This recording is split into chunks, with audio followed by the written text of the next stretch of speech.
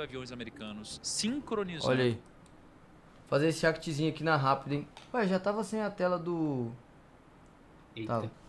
Nesse último sábado, dia 28 de fevereiro de 2026, Estados Unidos e Israel lançaram a maior operação coordenada contra o Irã desde a Segunda Guerra Mundial. E eles não estavam só atacando apenas instalações militares, eles estavam atacando um regime que governa há 46 anos. A operação começou com 2 porta-aviões americanos sincronizando os ataques com porra. caças israelenses. A técnica militar se chama Time on Target. Então, mísseis lançados de submarinos, cruzadores de batalha disparando Tomahawks, bagulho bombardeiros de filme, B-2 Spirit invisíveis ao radar e caças F-35 israelenses. Todos calculados para atingir os alvos no exato mesmo segundo. Só que o alvo principal não era uma instalação nuclear e também não era um depósito de mísseis. Era uma pessoa. O alvo era o Ayatollah Ali Khamenei, o líder Ayatollah. supremo do Irã. O homem que comandava o país desde 1989.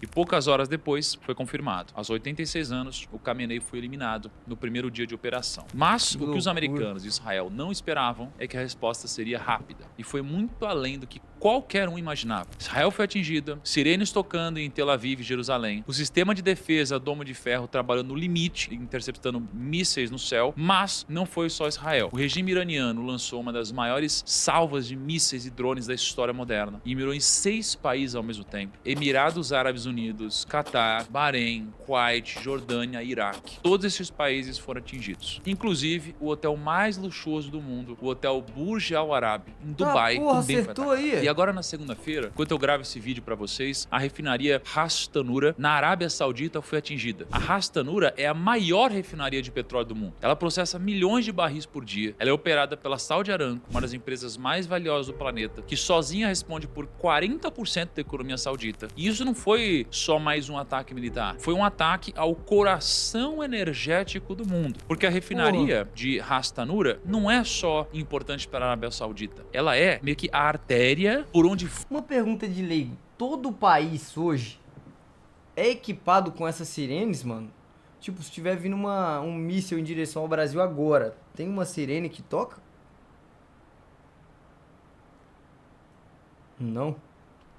flui o petróleo que alimenta grande parte do planeta. E se essa refinaria parar, as consequências se espalham por todos os países, inclusive o nosso. A verdade é que o mundo está fervendo. Se você clicou nesse vídeo, é porque você quer entender um pouquinho mais de tudo que está acontecendo e como todo esse conflito pode impactar o Brasil e o seu bolso. Só que antes de eu explicar sobre tudo isso, eu só tenho um pedido para você. Deixa o like no vídeo e se inscreve no canal. Isso daqui é mega importante para o YouTube entender que vocês gostam desse tipo de conteúdo e motiva a gente a produzir cada vez mais vídeos como esse para vocês. O primeiro ataque dos Estados Unidos aconteceu nesse sábado, mas se você acha que a guerra começou no último final de semana, você está enganado. A origem de todo esse conflito começou em 1951. Naquele ano, um homem chamado Mohammad Mossadegh foi eleito democraticamente primeiro-ministro do Irã. E ele era extremamente popular. E ele tinha uma ideia revolucionária para a época. O petróleo iraniano deveria pertencer ao povo iraniano. E naquela época, o petróleo iraniano estava nas mãos da Anglo-Persian Oil Company, que depois virou British Petroleum, que é a famosa BP. Os britânicos ficavam com 84% dos lucros. Os iranianos ficavam com 16%. Então o Mohammed aprovou no parlamento a nacionalização do petróleo. Isso foi uma afronta ao Império Britânico e aos Estados Unidos. A resposta foi um golpe de Estado. E aí, em 1953, a CIA e o MI6, que é o Serviço de Inteligência Britânico, depuseram o Mohammed e colocaram no lugar dele um outro cara chamado Shah, que era um rei autoritário. A ideia é que esse governo ditatorial serviria aos interesses dos americanos e dos ingleses. Aí esse rei governou por mais de 20 anos, até que em 1979 aconteceu a Revolução Islâmica. E o líder dessa revolução era um homem chamado Ayatollah Khomeini. O Khomeini então prometeu ao povo iraniano independência e o fim da influência ocidental. E o povo acreditou. O Shah fugiu do país, os Estados Unidos perderam o maior aliado na região e o Irã se tornou inimigo número 1 de Washington. Depois Depois dessa revolução, uma série de guerras e conflitos começaram a acontecer naquela região. Na década de 1980, o Saddam Hussein, ditador do Iraque, e com o apoio dos Estados Unidos, invadiu o Irã. Foram 8 anos de guerra e milhões de mortos. Na década de 90, o Irã sofreu um monte de sanções econômicas. Eles começaram a financiar grupos armados em outros países e eles criaram o Hezbollah no Líbano. E no começo dos anos 2000, mais especificamente no dia 11 de setembro de 2001, a Al-Qaeda, que é um grupo terrorista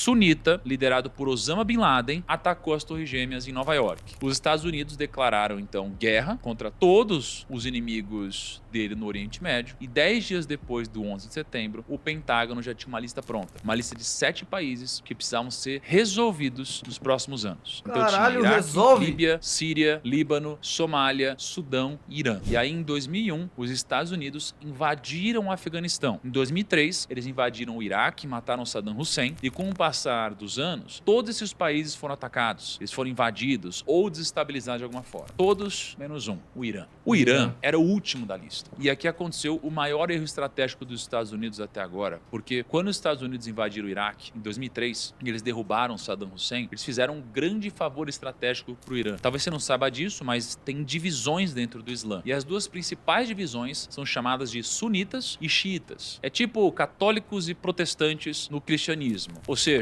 não comparando as religiões, mas comparando que dentro de uma mesma religião existem algumas interpretações diferentes. E no Oriente Médio, essa diferença gera conflitos políticos gigantescos. O Saddam Hussein era sunita e ele governava um país onde a maioria da população é xiita. Era uma minoria dominando uma maioria. E com o Saddam fora, a maioria xiita assumiu o poder e adivinha com quem que eles se alinharam? Exatamente com o Irã. Os Estados Unidos entregaram o Iraque então de bandeja para o Irã e a partir daí o Irã construiu o que muita gente chama de eixo da resistência ou crescente xiita. É uma linha de influência que vai do Irã, passa pelo Iraque, chega na Síria, desce para o Líbano com Hezbollah, vai para o Iêmen e até financia o Hamas em Gaza. E eles começaram a ganhar muito. Mas muito poder. E como se não bastasse esse eixo da resistência crescendo, a China resolveu entrar no meio da história e botar lenha em toda essa confusão. Porque enquanto os Estados Unidos estavam atolados em guerras no Oriente Médio e a crescente xiita estava ganhando cada vez mais força, a China estava reconstruindo silenciosamente a antiga Rota da Seda. E para quem não sabe, a Rota da Seda era uma rede de rotas comerciais que conectava a China à Europa há mais de 2000 anos. Por ali passavam seda, especiarias, ouro e centenas de produtos todos os dias. E adivinha por onde essas rotas passavam? Passavam pelo Irã, pela Síria e pelo Iraque. Exatamente pelos países que fazem parte do crescente xiita. Em 2013, a China lançou oficialmente o projeto Belt and Road Initiative, que seria a nova Rota da Seda. E a ideia ali era conectar a China, a Europa e a África através de ferrovias, rodovias, portos, oleodutos. Então investir trilhões de dólares em infraestrutura por dezenas de países era o plano. E o Irã estava bem no meio desse projeto. A China assinou acordos de cooperação com o Irã, investiu bilhões na infraestrutura iraniana, comprou petróleo iraniano, mesmo com as sanções americanas, e deu muito certo. Deu tão certo que hoje cerca de 80% do petróleo que o Irã vende vai direto para a China. O Irã então se tornou um grande financiador energético dos chineses. E além do crescimento da resistência xiita e do apoio da China, o Irã tinha um outro grande aliado ao seu lado, que é a geografia. O país fica exatamente na fronteira entre o Oriente Médio e a Ásia Central. Então, ele faz fronteira com o Iraque, Turquia, Afeganistão e Paquistão. Toda a costa sul do Irã fica no Golfo Pérsico e no ponto mais estreito desse golfo tem um canal de apenas 34 quilômetros de largura. Esse canal, ele chama Estreito de Hormuz, por onde passa 20% do petróleo mundial e no dia 28 de fevereiro, logo depois do ataque americano, as autoridades do Irã revidaram, atacando 6 países, fechando o Estreito de Hormuz, paralisando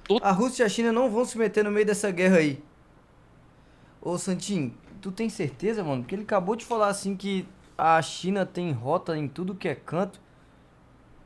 Se os caras começarem a perder recursos, não tem chance da China falar tipo assim, ah, pera aí. totalmente o fornecimento global de energia do mundo. Pra vocês terem uma ideia da importância do estreito, ali passam mais de 18 milhões de barris de petróleo por dia. Ok. Todos os dias. Catar, Arábia Saudita, Emirados Árabes, Kuwait, Iraque, todos esses produtores dependem dessa rota para exportar petróleo para o resto do mundo. E o Irã, obviamente, sabia disso. Fechar o Estreito de Hormuz não requer uma operação militar gigantesca. gigantesca. Não precisa bloquear Eles não vão se fisicamente meter. a passagem. Basta Papo de atacar Terceira alguns Guerra navios Mundial, petroleiros, certo. basta criar a sensação de que navegar por ali é perigoso demais, e foi isso que eles fizeram. Logo depois que o Irã foi atacado, eles bombardearam um petroleiro no estreito. Em questão de minutos do ataque, o preço do petróleo subiu mais de 10%. Os contratos futuros do frete em Xangai dispararam mais de 12% e o mundo começou a precificar o caos que aconteceria ali naquela região. O mundo inteiro acabou sendo pego de surpresa, mas parece que a China já estava preparada para isso. Esse gráfico que está aparecendo para vocês é o acúmulo de estoques de petróleo da China desde o ano 2000. E presta atenção do que aconteceu nos últimos anos.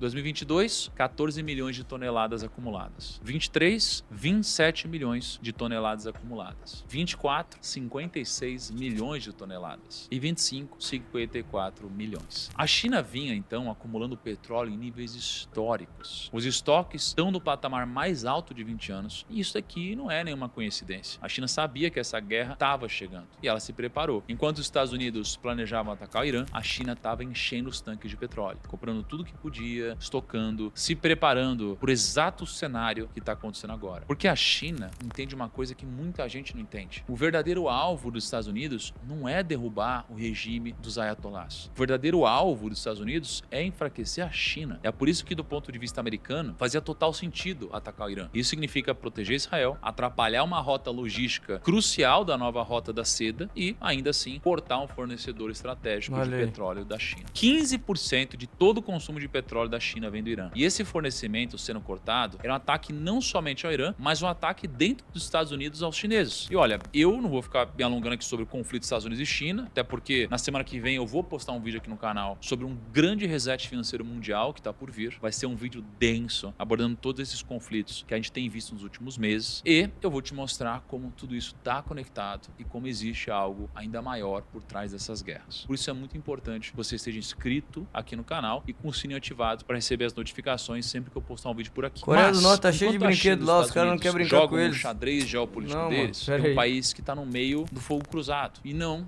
é o Irã, é o Brasil, o nosso país. Tem 4 grandes impactos que todo esse conflito pode gerar para o Brasil e também para o seu bolso. O primeiro impacto é totalmente contraintuitivo. O Brasil, ele vai ganhar mais dinheiro. Provavelmente você não sabia disso, mas o Brasil é exportador líquido de energia desde 2017. A gente produz mais petróleo do que consome, ou seja, a gente vende petróleo. Ó, o Kempis, cara. Vamos, meu amigo. O cara escutou o Brasil, ele já tá torcendo, tá achando que tá sendo convocado pra Copa. Cara, não pensa assim, não.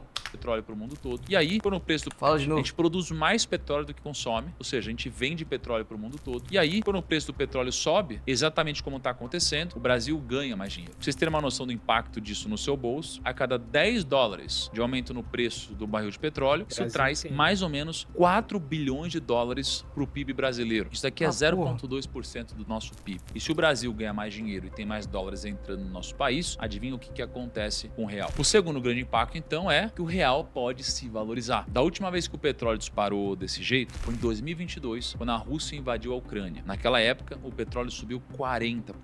E sabe o que aconteceu com o real brasileiro? O real se valorizou 20% em relação ao dólar. A única vez nos últimos anos que o real chegou perto de 4,50 foi logo depois da invasão da Ucrânia. Então existe um cenário real, e não impossível, em que o dólar comece a cair e o real se valorize. Com as commodities e o real mais forte, o governo brasileiro, ele geralmente poderia arrecadar mais Só impostos. estou vendo lucro. Calma, Pires. E as empresas exportadoras poderão lucrar mais. A balança comercial pode melhorar. Isso pode ajudar o Brasil a atingir o superávit primário, que é basicamente gastar menos do que arrecada. Terceiro e um pouco mais óbvio é que a gasolina pode ficar mais cara. Além do Irã ter causado uma bela de uma confusão no Estreito de Hormuz, eles também atacaram a maior refinaria de petróleo do mundo, que é a refinaria da Saudi Aramco. Ela processa milhões de barris por dia e é por onde flui o petróleo que alimenta grande parte do mundo. Então esse choque no petróleo vai fazer o preço subir e petróleo mais caro significa gasolina mais cara, diesel mais caro, combustível de aviação mais caro. Isso impacta diretamente o transporte. E quando o transporte fica mais caro, tudo fica mais caro. Quarta coisa, a gente pode ver uma desaceleração no ciclo do corte de juros aqui no Brasil. Isso é uma pena. O Banco Central do Brasil estava se preparando para começar a cortar a taxa de juros em março. E o mercado inteiro estava com expectativa para um corte de 0,5% na Selic. A gente ainda tem 2 semanas para a próxima reunião, mas considerando considerando que o Banco Central tem sido bem conservador nas decisões, essa alta da cotação do petróleo, que pode gerar um efeito em cascata nos preços, pode se tornar uma justificativa para a queda de 0,25% na próxima reunião ou nada. E se a situação continuar escalando nas próximas semanas, a gente pode ver uma interrupção aí dos cortes da Selic. Espero que não. Mas agora você deve estar se perguntando, beleza, entendi como esse conflito surgiu, os ataques desse último final de semana e como tudo isso pode impactar o Brasil, mas a pergunta que fica agora é, como que eu posso proteger o meu dinheiro de toda essa confusão que está acontecendo do outro lado do planeta?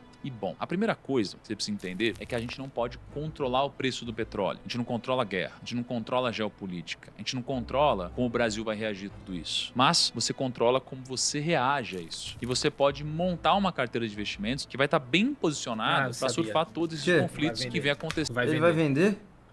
Vai vender.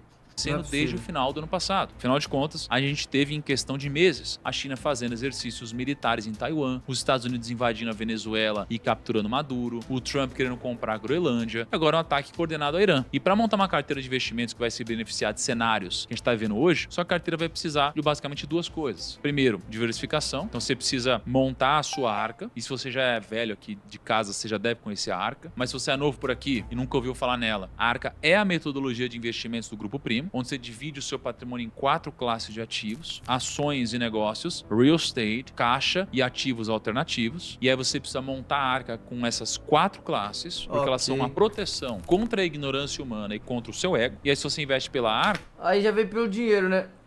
Ok, mas pelo menos foi uma aula. Foi uma aula do que tá rolando no mundão. Uma aula do que tá rolando no mundão. Vou começar a construir um porão, é isso? Aí entendeu certinho o vídeo.